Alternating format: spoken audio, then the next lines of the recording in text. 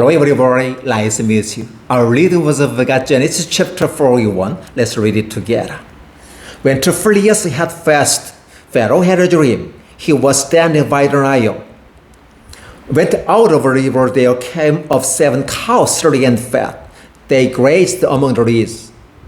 After them, 7 other cows, ugly and gaunt, came up out of the Nile and stood beside those on the river bank. And the cows that were ugly and gaunt ate of 7 sturdy fat cows. Then Pharaoh woke up. He fell asleep again and had a second dream. 7 heads of grain, well and good, were growing on a single stalk. After them, 7 other heads of grain sprouted, sand, and scorched by the east wind. The 7 heads of grain swallowed up the 7 heads, full heads. Then Pharaoh woke up. It had been a dream. In the morning, his mind was troubled, so he sent for all the magicians and wise men of Egypt. Pharaoh told them his dreams, but no one could interpret them for him. Then the chief cupbearer said to Pharaoh, "Today I am remembered of my shortcomings." Pharaoh was once angry with his servants, and he imprisoned me and the chief baker in the house of the captain of the guard. Each of us has a dream the same night, and each dream has a meaning of its own. Now a young Hebrew was there with us, a servant of the captain of the guard. We told him our dreams, and he interpreted them for us, giving each man the interpretation of his dream. And things turned out exactly as he interpreted them to us. I was restored to my position, and the other man was hanged. So Pharaoh sent for Joseph, and he was quickly brought from the dungeon. When he had shaved his and changed his clothes, he came before Pharaoh. Pharaoh said to Joseph, "I had a dream, and no one can interpret it, but I have heard it said of you that when you hear a dream, you can interpret it." "I cannot do it," Joseph replied to the Pharaoh, "but God will give Pharaoh the answer he desires." Then Pharaoh said to Joseph, "In my dream, I was standing on the bank of the Nile. When out of the river, there came 7 cows, fat and sturdy, and they grazed among the reeds. After them, 7 other cows came up, scrawny and very ugly and lean. I have never seen such ugly cows in all land of Egypt. The lean, ugly cows ate up the 7 fat cows that came up first. But even after they ate them, no one could tell them they had done so. They looked just as ugly as before. Then I woke up.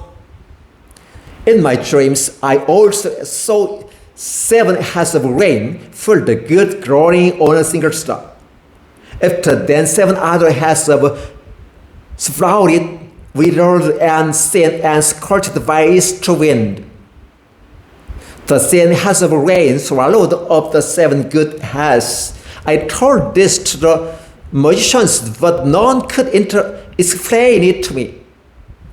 Then Joseph said to Pharaoh, "The dreams of the Pharaoh are one and the same. God has revealed to Pharaoh what he is about to do. The 7 good cows and 7 years, and the 7 good heads of grain are 7 years. It is one and the same dream. The 7 ugly cows that came up afterward are 7 years, and so are the 7 worthless heads of grain scorched by the east wind. They are 7 years of famine. It is just as I said to Pharaoh. God has shown Pharaoh that he is about 7 years of great abundance are coming throughout the land of Egypt. But 7 years of famine will follow them. Then all the abundance in Egypt will be forgotten, and the famine will ravage the land. The abundance in the land will not be remembered, because the famine that followed will be so severe. The reason the dream was given to Pharaoh in two forms is that the matter has been firmly decided by God, and God will do it soon. And now let Pharaoh look for a discerning and wise man and put him in charge of the land of Egypt. Let Pharaoh appoint commissioners over the land to take a fifth of the harvest of Egypt during the 7 years of abundance. They should collect all the food of these good years that are coming and store up the grain under the authority of the Pharaoh to be kept in the cities for food. This food should be held in reserve for the country to be used during the 7 years of famine that will come upon Egypt, so that the country may be ruined by the famine. The plan seemed good to Pharaoh and to all his officials. So Pharaoh asked them, "Can we find anyone like this man, one in whom is Spirit of God?" Then Pharaoh said to Joseph, "Since God has made all this known to you, there is no one so discerning and wise as you. You shall be in charge of my fellows, and all my people are to submit to your orders. Only with respect to the throne will I be greater than you." So Pharaoh said to Joseph, "I hereby put you in charge of the whole land of Egypt." Then Pharaoh took his signet rings from his finger and put it on Joseph's finger. He dressed him in robes of fine linen and put a gold chain around his leg. He had him ride in a caravan as his second in command, and men shouted before him, "Make away!" Thus he put him in charge of the whole land of Egypt. Then Pharaoh said to Joseph, "I am Pharaoh, but without your word, no one will lift a hand or foot in all Egypt." Pharaoh gave Joseph the name Pharaoh and gave him Asenath, daughter of Potiphar, priest of On, to be his wife. And Joseph went throughout the land of Egypt. Joseph was 30 years old when he entered the service of Pharaoh, king of Egypt. And Joseph went out from Pharaoh's friends and traveled throughout Egypt. During the 7 years of abundance, the land produced plentifully. Joseph collected all the food produced in those 7 years of abundance in Egypt and stored in the cities. In each city, he put the food grown in the fields surrounding. Joseph stored up huge quantities of grain, like the sand over the sea. It was so much that he stopped keeping records because it was beyond measure. Before the years of the famine came, two sons were born to Joseph by Asenath, daughter of Potiphar, priest On. Joseph named his firstborn Manasseh and said, "It is because God has made me forget all my trouble and all my father's household." The second son he made Ephraim and said, "It is because God has made me fruitful in the land of suffering." The 7 years of abundance in Egypt came to an end, and the 7 years of famine began. Just as Joseph had said, there was a famine in all the other lands, but in the whole land of Egypt there was food. When all Egypt began to fear to the famine, the people cried to Pharaoh for food. Then Pharaoh told all the Egyptians, "Go to Joseph and do what he tells you." When the famine had spread over the whole country, Joseph opened the storehouses and sold grain to the Egyptians, for the famine was severe throughout Egypt.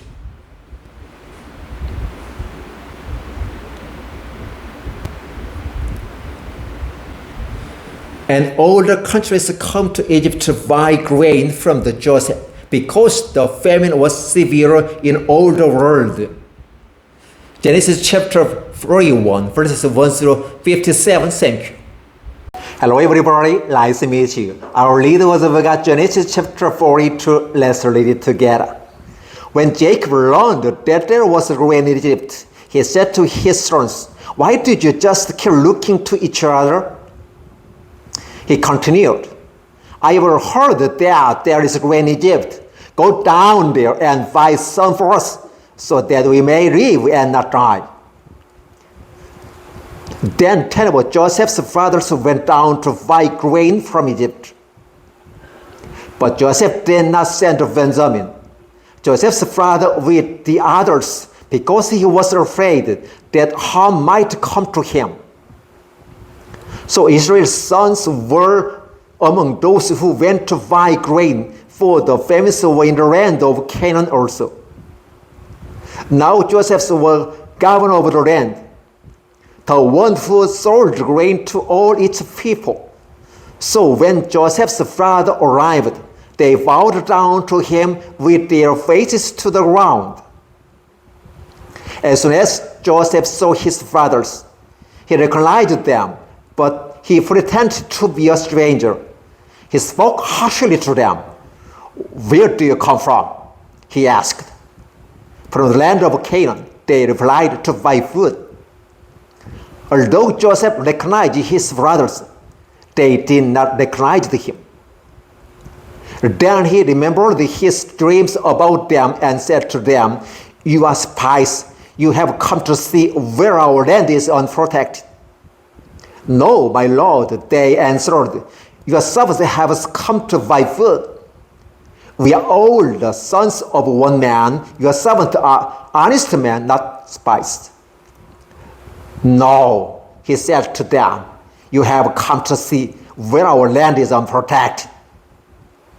But they replied, "Your servants were 12 brothers, the sons of one man, for he was in the land of Canaan. The youngest is now with our father, and one is no more." Joseph said to them, "It is just as I told you, you are spies.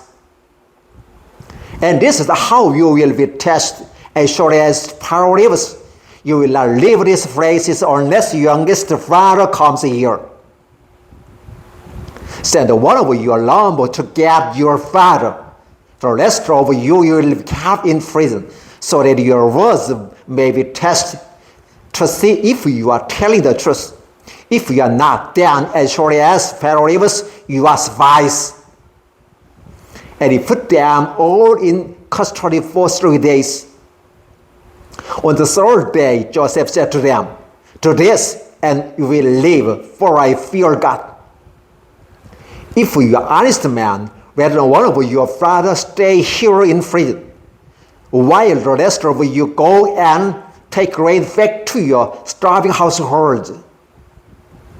But you must bring your youngest brother to me, so that your words may be verified and that you may not die. This day proceed to the..." They said to one another, "Surely we are being punished because of our brother. We saw how distressed he was when he pleaded with us for his life, but would not listen. That's why this distress has often come upon us." Reuben replied, "Did I tell you not to sin against the boy? But you wouldn't listen. Now we must give an account for his blood." They did not realize that Joseph could understand them, since they was asking an interpreter. He turned away from them and began to weep. But then turned back and spoke to them again. He had Simon taken from them and found before their eyes.